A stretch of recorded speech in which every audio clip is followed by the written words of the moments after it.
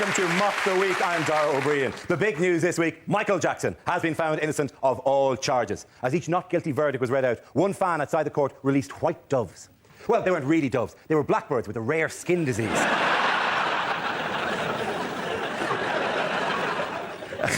As the verdicts are read out, an emotional Jackson reached for a tissue. You'd really think he'd have found a more tactful way of celebrating. This week, George Bush welcomed the leaders of Ghana, Niger, Botswana, Mozambique and Namibia to the White House, although there was an awkward moment when he said, "Hey you, those lawns won't mow themselves, you know." The US claim they can't afford more money for Africa, as all the spare cash has been allocated to the defence budget by George Bush to guard against a very real threat from North Korea, Iran and, of course, the Sith. Joining me tonight to work their way through a series of satirical games are 6 of the country's finest comedy performers: John Oliver, Roy Bremner and Al Murray, Joe Brand, Hugh Dennis and Frankie Boyle. Welcome to you all.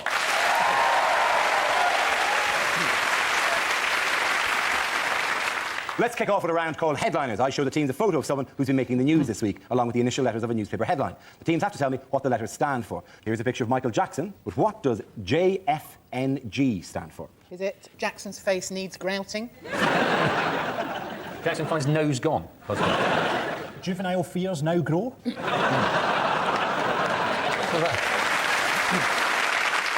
Jury found in Neverland Garden.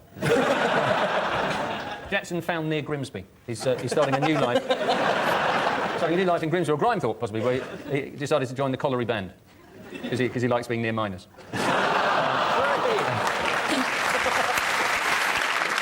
You know, he's now set up a website and a wristband that says "Make Puberty History." That's just for legal reasons. He was found innocent, by the way. No. Yeah, we're not disputing that, are we? No, I think what they meant was not guilty enough. Did you see the bit after the verdict came out when the announcer on the BBC went, "At least Jackson can now get back to living a normal life." as he rides out of the courtroom on a talking gorilla. "Oh, it's back to normality." But I was hoping that he'd be found guilty just so that you could see people outside with those banners saying "I love Michael" just gradually and awkwardly putting them down. I'll leave that there.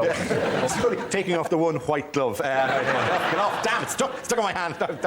It should all come down to that one juror that said, "Oh, I just didn't like the way that the mother of the boy clicked her fingers at me." Oh, yeah. That's not enough.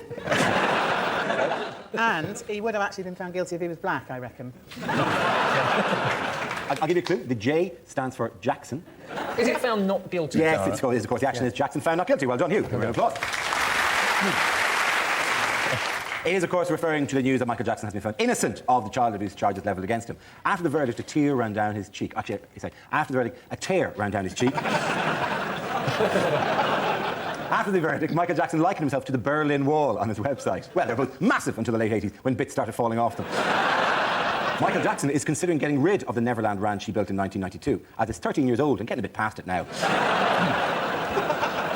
Hugh is the winner on that one, ladies and gentlemen. Our next round tonight is called Between the Lines. Rory and Hugh, can you make your way to our Mock the Week press pit? In this round, one player takes the role of a famous person making a speech, while the other says what they really mean. In the light of Tory party manoeuvrings this week on the leadership, Rory, you are Michael Howard, presenting his plans to stand aside as leader of the Conservatives. Hugh, tell us what he's really saying. At the last election, we had a remarkable result. We lost. It was a tremendous achievement. We lost really badly. But there's still a lot of work to be done. Bye then.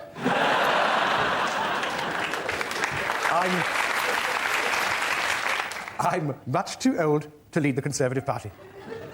Kenneth Clarke is much too old to lead the Conservative Party.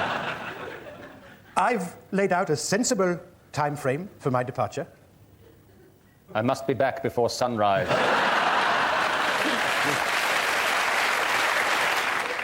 We all know that there were problems with the previous system of selection for the leader.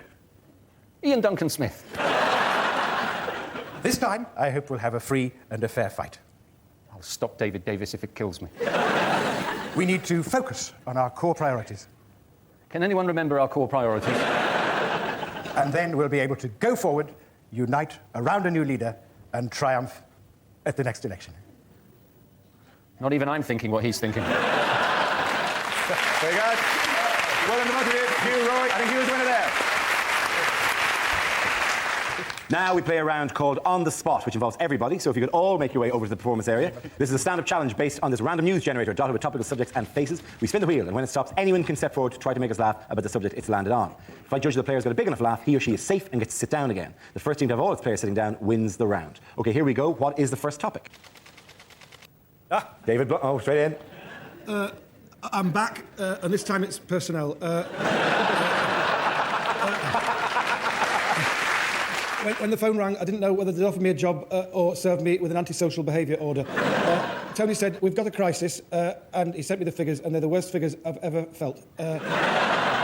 Today, I will bring forward daft proposals. Sorry, I'll read that again. Draft proposals. No, right first time. Well done, Rory. Sit down. Thank you very much. OK, let's have another topic, please. The next topic is transport. Who wants to come in on that? Frankie.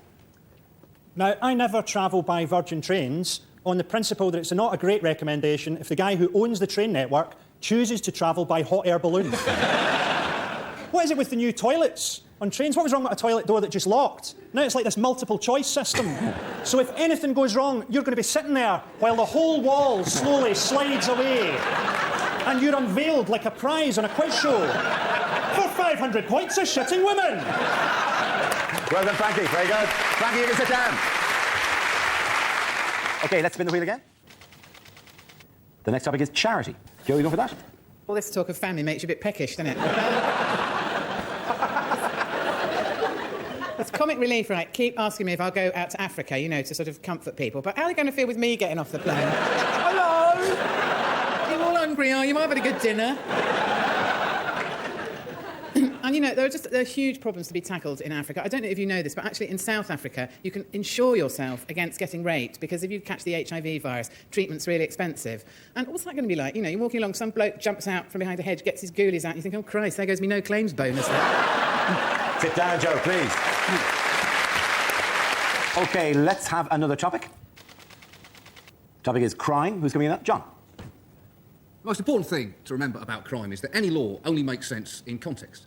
Look at sport. Punching someone repeatedly in the face is lauded in boxing, but is seriously frowned upon in table tennis. Similarly, if you come out of your corner in a boxing round bouncing a little ball on a bat, it's going to be literally seconds before you're staring at some lights. Furthermore, noses. Now, there's a man who'd be on pretty much anyone's list of top 5 Jews, but think about it. When he led the children out of Israel, he was technically guilty of 3,000 counts of abducting a minor, bush arson, trespassing and abducting the sea.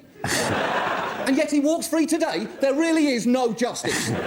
Well done, John. Very good. Sit down.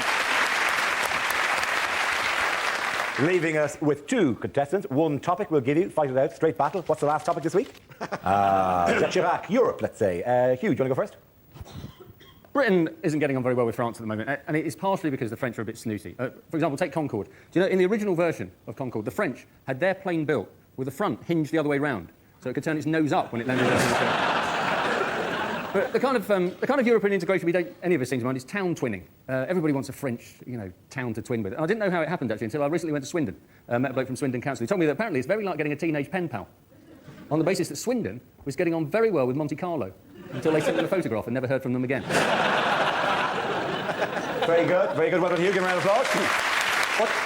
It is a head-to-head. Al, on the topic of Europe. Well, of course, what's happened here is the French. The French have voted against Europe and now expect us to cough up for it. It's a classic example of the French attitude. They've lost the plot, basically, completely. I mean, these are people with a town called Brest, and none of them think it's funny. In any other country, a melted cheese would be regarded as a wouldn't it? They're up to something, aren't they? No, well, I'm not done yet. Staying over there with their own customs. The point is, I think... I mean, that Eiffel Tower's a tragic waste of Meccano, isn't it? As a result, French boys have nothing to play with except themselves, and that's how it started, isn't it? Al, thank you very much. Al, give a round of applause. Tough to say. I'll give it to you. I'll give it that side. Sit down, both of you. Our next round tonight is called If This Is the Answer, What Is the Question? On the board are 6 categories relating to current events. For each category, I read out an answer, and the players have to guess what the question might be. John, do you want to choose? Can I have home news, please? OK, the answer is ridiculously large. What is the question? Is it describe Britain's chances of winning the Olympic bid with the least appropriate phrase possible? Now they're saying that to get us the bid, they're telling everyone that if you say you don't believe in the Olympic bid, somewhere in the world, an Olympian dies. Is it, how big is the average American? What is the name of Eddie Large's new baby? How big was the benefit of the doubt the jury gave Michael Jackson? He was innocent, just for legal reasons.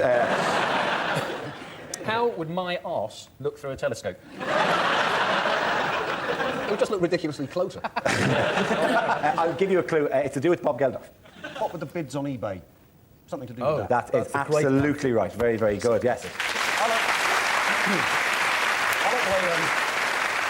Geldof would be a handy man to know, though, because he can fix anything by going on the TV and shouting about it. And I have a tumble dryer. The belt's gone, and what would be really great is if Geldof could go on the telly and shout about that, and that's an outrage. For f***'s sakes, the man's clothes are wet.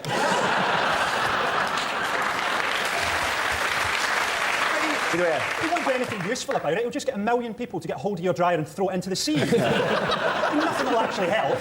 He wants 1 million people to go around to Al's house, take his wet clothes, and run them around the garden for 2 hours, and then hand them back. That's the way to do it.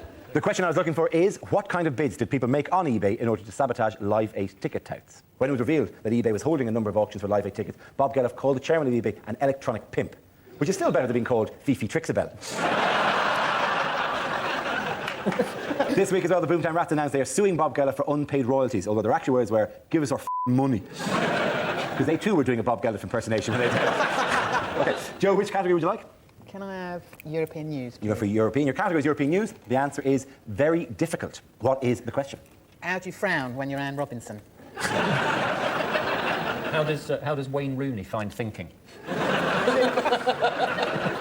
Is it the answer to the question, have you ever tried to shag a kestrel? Even more difficult if they're flying, apparently. Oh, actually, that doesn't answer the question. That actually sounds like a yes, really. Have you ever tried to shag a kestrel? Very difficult. Boy, if you pull it off, that's a shag you'll remember for the rest of your life. Yeah. Do you think that was the subtext of the film Kes? It was a love story. Is it Jack Straw enjoys basic level Sudoku puzzles? What level of Sudoku puzzles does Jack Straw tell people that he enjoys? And if he'll lie about that, what else will he lie about? I mean, he hasn't lied about it, I've made it up, but I think the point has to stand. You're right, there's no smoke without fire. Exactly, unless of course, you've got a smoke machine, but still, the point stands. There is rarely smoke without fire, I meant to say, at that stage, yeah. Well, not if you've got a toaster, I find. How easy is it to set fire to a swimming pool? I'll give you a clue, it's to do with a rocky relationship. Well, Anglo-French relations. It is essentially. How are they doing? The question I was looking for is, how did Tony Blair describe negotiations between France and Britain over the EU? It refers to Tony Blair's ongoing row with Jacques Chirac, who wants Britain to reduce its rebate. Talks between Blair and Chirac collapsed on Tuesday night, leaving Anglo-French relations at their lowest ebb since Tuesday afternoon. Ladies and gentlemen, the winner of that round, I think that's to be Al. I'll give it that for a minute. This next round is our version of Question Time called Ask the Politicians. I'll play the host. Joe, Frankie and John, if you could move up among the audience, please. Ready to ask your questions to the politicians sitting at the front here. You could move in. Rory, you're Tony Benn. Hugh, you're a Tory spokesman. And Al, you're the voice of the silent majority. Can we have our first audience question from, I think, the intense Scottish man there, please? Yes. Can I ask the panel what single law they would introduce to make Britain a better place? Tony Benn, would you like to come in on that? Well, you see, straight away, I wouldn't do a single law because I'd say a lot of laws because that's got an S in it. But the best law, I would say, was Andrew Bonar, who was a Conservative minister and became Chancellor of the Exchequer in 1910. Wonderful person. I met him, and I met him the first time. He was the first person who got me interested in politics. But the answer to the question, Mr. Benn, if you could possibly... Well, you see, there we go. We're concentrating on personalities, not on issues. I think that's completely wrong, and I'll come back to you later. OK. Tory, Hugh? No foreigners. Is that what you'd say? Well, I think it's time for the decent, honest, hard-working, law-abiding, tax-paying, normal, sensible, reasonable, down-to-earth, hard-working, normal, law-abiding, down-to-earth, sensible, reasonable people. Hard-working, law-abiding, tax-paying, fleeced, decent, honest, hard-working, law-abiding, normal, decent, reasonable, sensible, law-abiding, normal, hard-working people of this country who don't want to pay their speeding fines, regardless how fast we may have been going the wrong way up the slip road, on a phone, no seatbelt, no tax, no MOT, no insurance, whilst eating a burger and receiving oral sex on the telephone. Have you got anything better to do, officer? It's time for us to speak. And bring back hanging, obviously. Let's go to our second question. The swarthy Greek lady on that side there, please.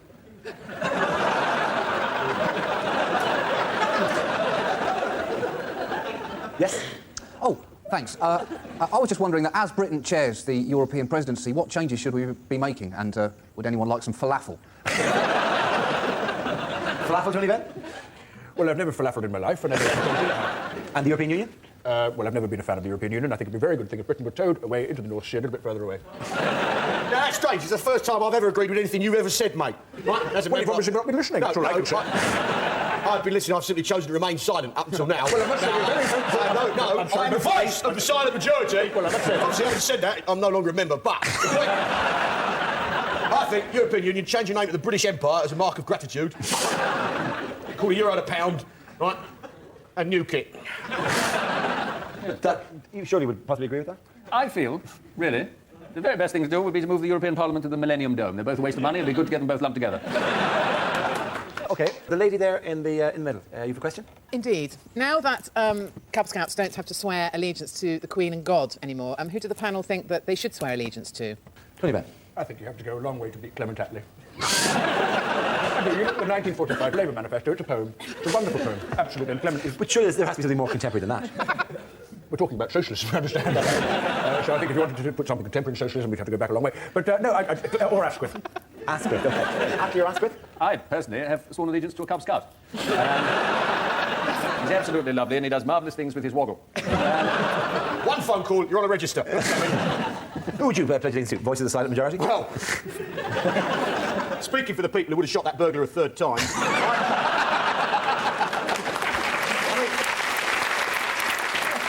He shouldn't have done that anyway. He should have dug a pit with steel spikes and manure on the spikes and a rug on the top. In comes the burglar, falls in. Who's there? Who do I swear allegiance to? Yeah. Well, in fact, this is nonsense. It's got to be the Queen. I've got to go back to the Queen. And I love the royal family. Not just out of mindless loyalty. If not that, then what? I fancy her. They're all dirty, those German birds, aren't they? Do you follow the rules of etiquette when meeting the royal family? What are you talking about? I recently discovered that one is not meant to turn one's back on the Queen. I don't understand. She's very unlikely to nick anything. We feel this discussion may go on all night, so instead let's wrap it up and say thank you to all the panelists. The winner was Al in that particular game. Down you come from the audience.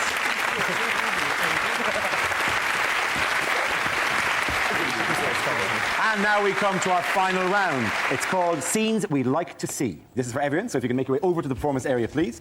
I call it ideas for scenarios we'd love to see, and the performers come in with their suggestions. So if you're all ready, here we go with the very first of these. Bad ways to start a party political broadcast. Hello. My fellow paedophiles. Hang on, I'll be with you in a minute. Good moment! As you know, the football is on the other channel. I'm sorry to say that it is mostly the blacks. Hello, I'm John Prescott. Now, I expect you're wondering why I'm making... I think our policies are best expressed in song.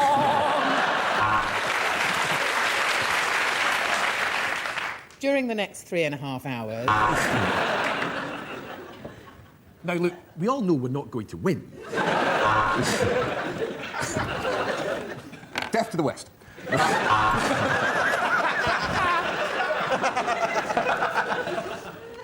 Let me tell you what the voices in my head are telling me. OK, our next topic is things you'd never hear a French person say. Of course, it looked hopeless, but we kept fighting. I'd like a bottle of Burgundy and a Dairy Lee Dunker, please. You're English. How nice to meet you. J'aime beaucoup, Monsieur Jeremy Clarkson. I've just bought a wonderful little holiday home in the south of Birmingham. My favourite road? Well, that's got to be the A303. At night, in many ways, it's quicker than the M4 and you get to go past Stonehenge. If you're going London to the West Country, it's A303 for me every time. What a road. What a road. And we throw that part of the animal away. OK, our next topic is what the voices in Tony Blair's head are saying. You will obey! You will obey! Keep smiling, have Gordon killed. Keep smiling, have Gordon killed. Cherie, will you shut the up? Oh, look, there's Cherie. That reminds me, I must post a letter. I like big butts and I cannot laugh. I wonder what John Prescott looks like in hot pants. Mustn't get a stiffy. Damn it, got a stiffy. Go on, lie. You got away with it last time. Well done, everyone. Awesome, Matthew, sit down. That is the end of the show. This week's winners are Joe Brown, Hugh Dennis and Frankie Boyle. Commiserations to Al Murray, Roy Bremer and John Oliver. Thank you for watching. Until next week, good night. Well, from one extreme to the other, the complexity of life in a small French community. Stay with us here on 2 for a fond and fascinating portrait of a local schoolteacher.